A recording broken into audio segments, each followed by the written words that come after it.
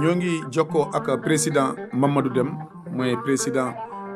parti Kisal Sénégal. président ginnaaw bi ñu la nuyoo ñun ñëpp ñoo ngi doon xaar projet PASTEF bi muy wax projet bi nga xamante ne moo war a yëkkati Sénégal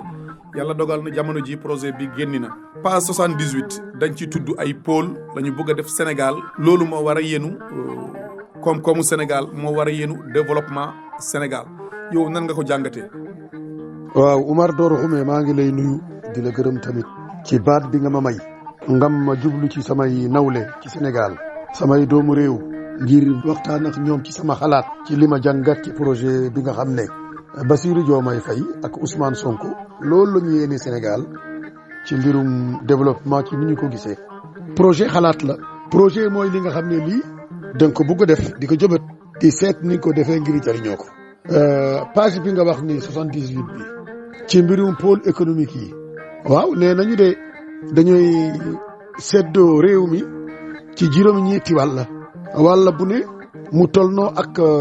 turu béréb bi nga xam ne turu bi turu démb la woon. turu boobu noonu la ñu xamee woon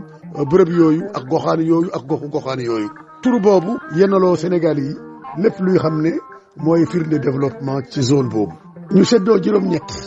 zone Cap-Vert bi mooy région de Cap-Vert. ñu seddoo zone Casamance bi nga xam ne moo yóbbuwaale Ziguinchor région de Sédhiou ak région de Kolda. ñu seddoo zone Sine Saloum bi nga xam ne lii moo yóbbuwaale Kaffrine Fatick ak Kaolack. seddoo yoonu Kayor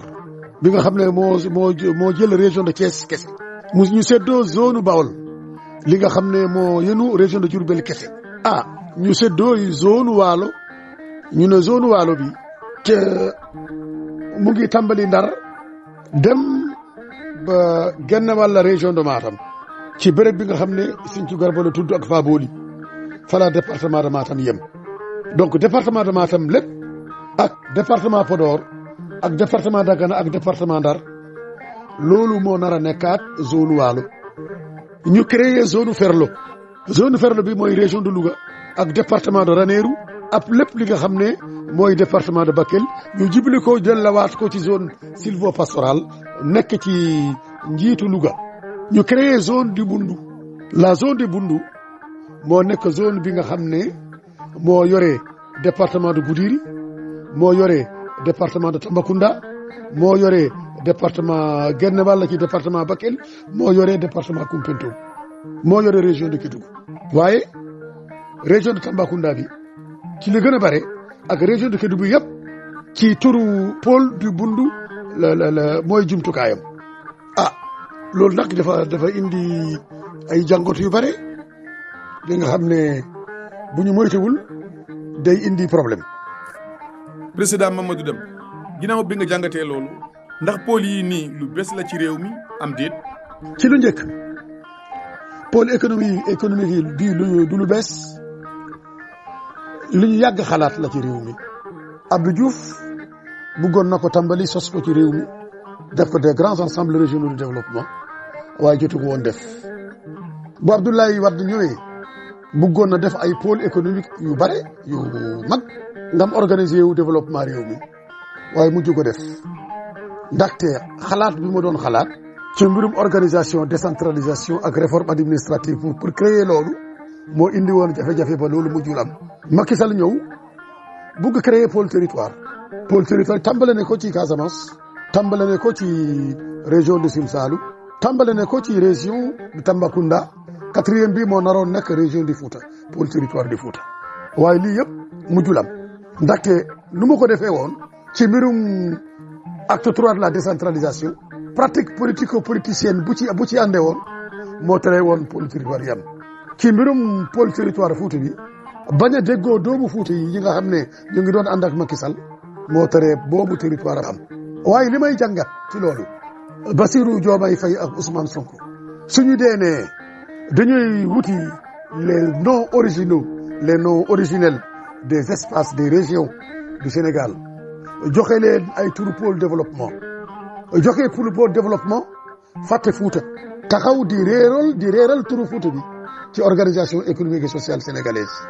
tasaaru espace territorial di Fouta développement genn wàll bi jokko Ndar beneen genn wàll bi jokko Louga waaw Fouta ak waa Fouta ak ñu dëkk Fouta fu ñuy féete. waaw président loo ci gis li nga xamante ne lii xalaat nga ne lii ay rëkk-rëkk la war nañ ko jubanti balaa wees. gis nañu ni Ousmane Sonko dafa jël Casamance yëpp dajale ko def ko benn région de Ziguinchor région de Sédhiou ak région de Kolda malgré le cosmopolitisme de la Casamance def ko jàpp def ko benn ñu manko wane ni bu ñu mankoowul nekkaat benn ngëneel ak développement du fa am loolu dëgg la fa la bokk moo tax mu def ko. Bassirou Diomaye Faye yëkkati Sine Saalum réewum séeréer def ko pôle développement parce que ca la bokk dafa distingué yooyu bugg ko wane ni zone boobu Sine Saalum séeréer yi war ñu tasaaroo il faut ñu mànkoo nekk benn ngir am li baax ci ñoom. waaye lu ëpp li nga xam ne dafa doy waar région de Thiès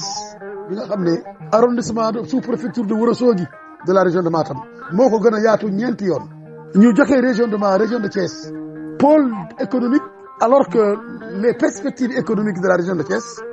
sont moindres que par rapport aux perspectives du développement économique que constitue la région de Matam et la vallée du fleuve Sénégal. Mais mu jël région de Thiès yëkkati ko may ko pôle pour mànkoo ko def ko dans le concert de programme de développement nu ñu gisee Sénégal parce que fa la bokk fa la bàyyi ko c'est sa région. mu yëkkati région de Thiès def ko pôle développement loolu am nañu luñ cee jàngat. mu yëkkati Bawol région de Diourbel def ko pôle développement c'est-à-dire que tous les grands centres urbains ñi nga xam ne ñoo janoo ñoo dend Cap-Vert Dakar Thiès Diourbel Sine Saloum c'est-à-dire la reconstitution du Sénégal utile de la période coloniale bi nga xam ne léegi moo dajale l'essentiel de la population du Sénégal en termes de force politique et de force électorale. su fekkente ne dafa bëggoon turu originel mais Bawol ak Jambour Kayoor ak Kajoor ci Jolof la ñu bokk. pourquoi waxul ne pôle Jolof dans le pôle Jolof mu def ci Thiès mu def ci Bawol mu def ci Njambur mu def ci Kajoor mu génnee tur yi mooy identité sénégalais yi waaye dafa ko dafa tasaaru may Diourbel wàll may Thiès wàll may Ndakaaru wàll may Kaolack Sine Saloum wàll parce que fa la bokk fa la bàyyi ko. une approche ethno-géographique dangereuse pour le pays. mu may Louga cër Louga bi ak cër Ndar bi jëmale ko ci tasaaru région de Matam ak Podor. Fouta la vallée du fleuve Sénégal mënul nekk pôle territoire attanul nekk pôle territoire jarul nekk pôle territoire. c'est comme si on cherchait à sanctionner le Fouta et la vallée du fleuve Sénégal parce que ceux-ci malgré les bonnes volontés des militants du PASTEF n'ont pas réussi à déboulonner Macky Sall dans cette région du fleuve. La haine qu'on a sur Macky Sall, on la transpose sur les Foutanké parce qu'ils n'ont pas été au désirata et au caprice d'Ousmane Sonko et de Bassirou Diomaye Faye. Si en état un gouvernement vient tàmbali nguuram xalaat parce que boo xalaatul dara doo ko def tàmbali nguuram ci tasaaru réewam di wane ni doomu réew yi yemewuñu les zones du pays habitables yemewuñu alors que tout le monde sait que l'historicité du mouvement des populations qui ont envahi le Sénégal sont venus du Fouta. Le peuplement de Sine Saloum est parti du Fouta. Le peuplement qui a abouti jusqu'à la zone de Saint-Louis, jusqu'à Ngor, avec le peuple Lébou est venu du Fouta. Mais l'antériorité sérère et soninké du Fouta, rejoints par les Peuls, ont créé cette dynamique-là qui est peuplée. Et grâce au mouvement des populations, dont les mouvements migratoires sont les supports, on a aujourd'hui ce peuple métissé que nous sommes, que personne n'a le droit de remettre en cause. Voilà le risque dangereux de ce problème. Faire abstraction de la réalité territoriale du Fouta. Casser la région de Matam en entité administrative ou économique, rattachée à des régions très éloignées de la zone de production. Parce que Digante Sinthiou Garba, le village fin du département de Matam, et Saint-Louis, c'est 458 km. Et le pôle de décision sera dans le département de Dagana, dans le département de Saint-Louis. Et tout le monde sait que ce pôle-là, le choix ethno-linguistique de détermination du pôle n'est pas anodin. Voilà le danger qu'il y a dans les pôles économiques de Ousmane Sonko. waaw président ku dégg ni ngay waxee nii dafay mel ne dëgg-dëgg àndoo ci projet bi wala niñ ko tëralee am nga ci xel ñaar. mais nous nous battrons contre ça duñu ko nangu. ci Sénégal la ñu bokk ñun ñëpp ñun doomu sénégalais yëpp ci Sénégal la ñu bokk ay doomu ndey la ñu waaye ku ne ci ñun am na gox am na béréb am na gox goxaan qui fait sa fierté et qui détermine son appartenance et son identité, qui complète l'identité nationale que nous portons ensemble.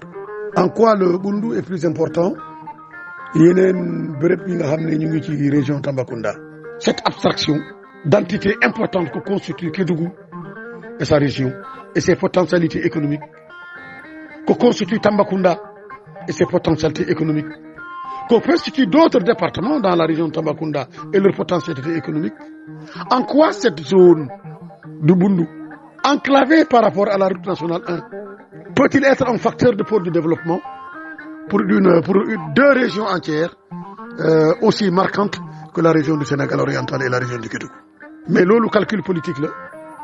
parce que tracé bu ñu jël Cap-Vert, Thiès, Sine Saloum, Dakar ba Diourbel, c'est la zone potentiellement peuplée du Sénégal qu'ils veulent bu ñu bëgg intégrer dans un calcul politique de renouvellement de l'action politique publique pour que demain bu ñu dee defar beneen élection l'impact bi nga xam ne def nañ ko ci région yi mun nañu am ndam même su fekkente ne yeneen régions yi bokkuñu ci. C'est-à-dire les régions aujourd'hui sénégalaises yi nga xam ne ils sont sous-peuplés par rapport à l'ensemble que Ousmane Sonko a tracé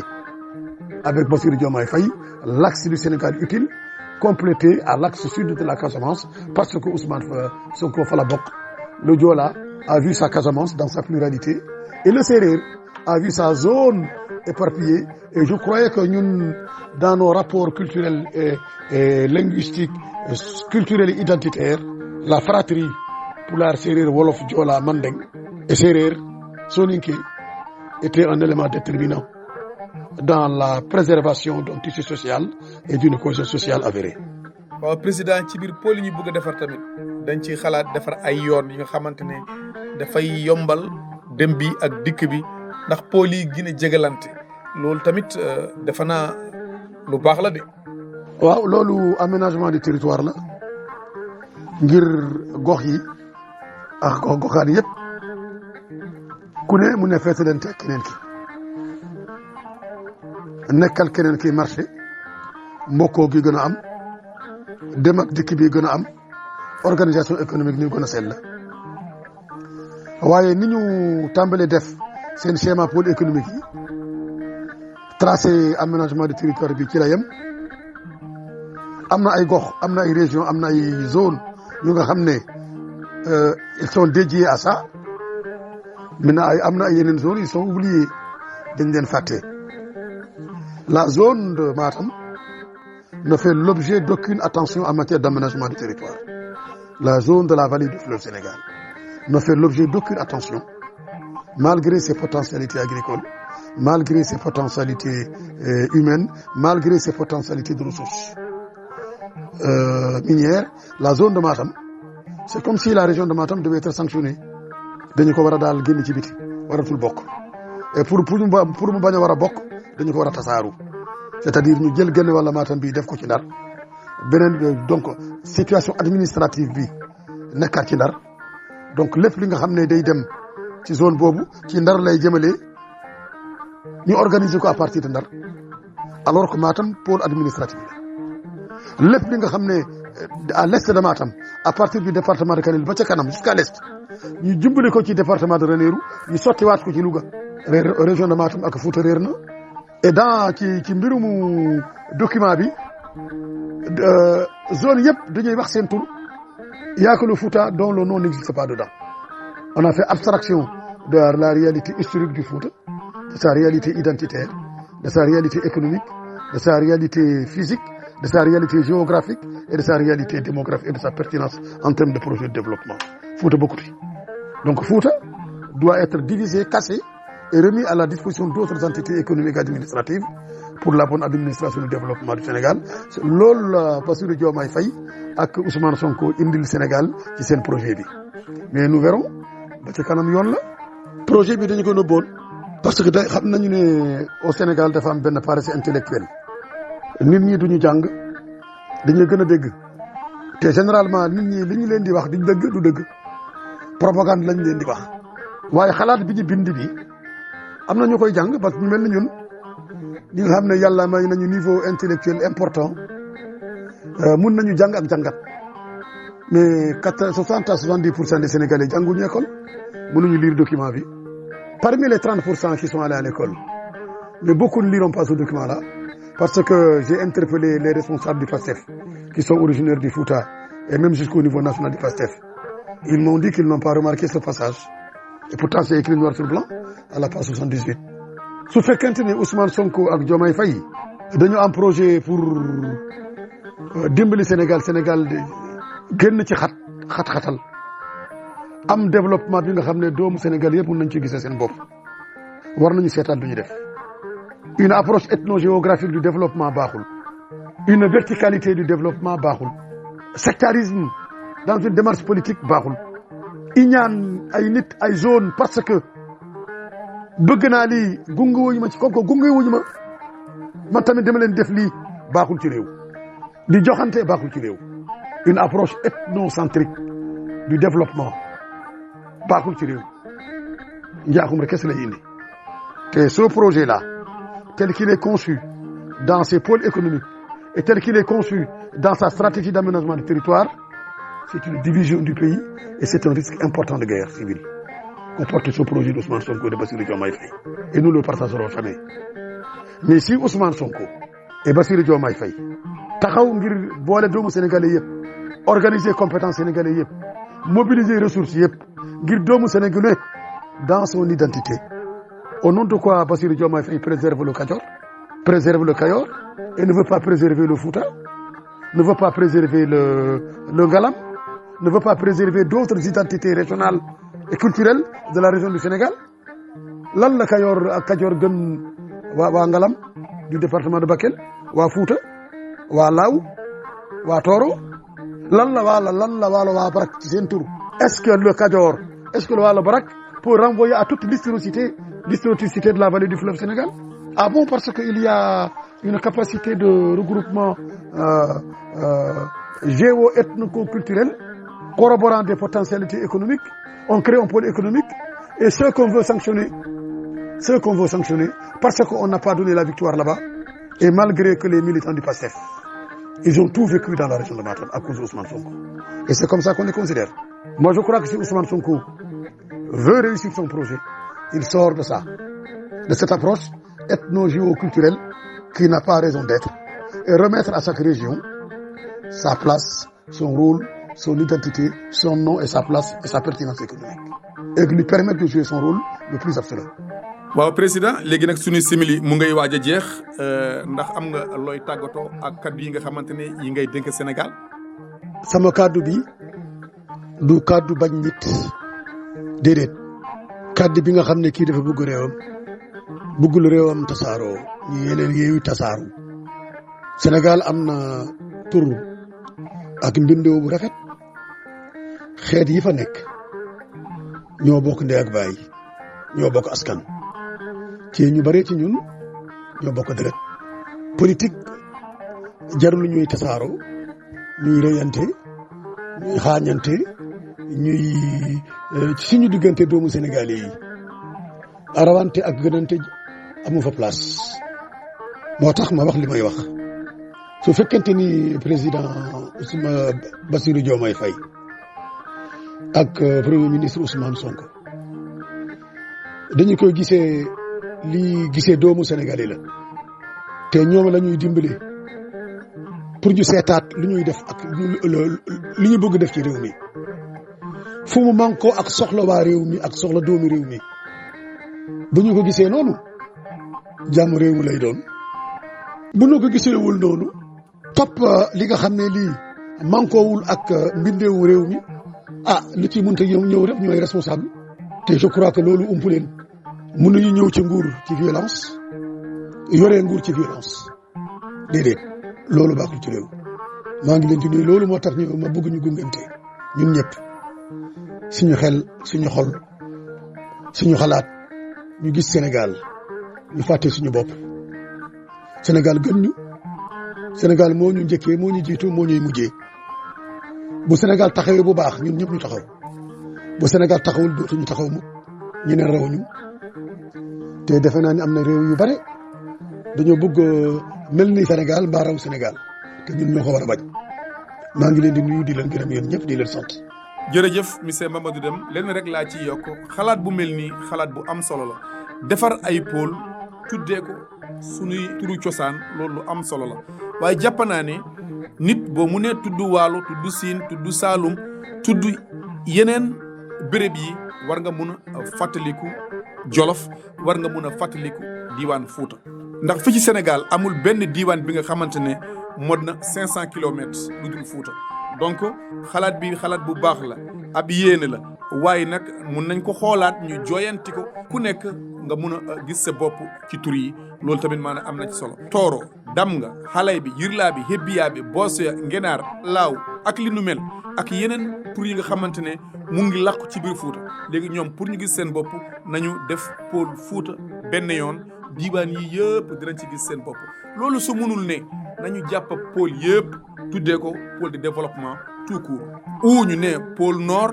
pôle sud pôle ouest pôle centre pôle oriental moo gën a dal xel te moo gën a rafet ku nekk di nga mën a gis sa bopp jërë ngeen jëf su dee wax ji am na lu ci dëng ñoo ngi leen di ñaan ngeen jéggal ñu